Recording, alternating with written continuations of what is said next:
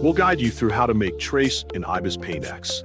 If you find this helpful, don't forget to like and subscribe. Open your Start menu. Type Ibis Paint in the search bar. Left-click on the icon. Choose My Gallery. To create a new project, choose the plus icon on the upper bar option. Choose your preferred dimension by pixel. You can input your own pixel size or select a default option. Click on your selected dimension. To add your target image, choose the layer option on the bottom menu bar. Left-click on the icon. Choose the Import Image option and left-click it. Pick your preferred image. Resize it to fit your canvas or preferred size.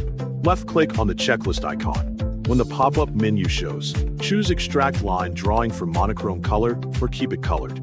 Now add another layer by choosing the layer option again. Left-click the plus logo to insert it. Set your brush by choosing the brush option. Pick your preferred brush. Adjust the thickness and opacity. Pick your desired color from the color option. To trace your image, choose the drawing tools on the top option bar. Pick the Bézier curve in the Shape tool. Click the drawing tool again. Zoom in to your starting spot.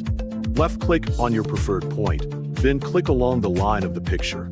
Repeat this clicking step until it covers your drawing object. Close the line by clicking the starting point. When all tracing is done, hide the target image by selecting its layer. Click the eye icon to disable the image layer. Save your project by choosing the export option. Left-click on Save Image.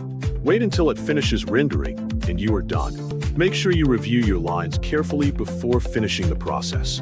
Zoom in and adjust any curves to better match the original image.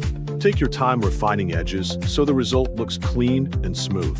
You can also modify brush settings again if the stroke appears too thick or too transparent. Continue making small corrections until you are satisfied with the traced outline. Once everything looks correct, double-check that the image layer remains hidden so only your line work is visible. This ensures the final exported file shows only your clean tracing.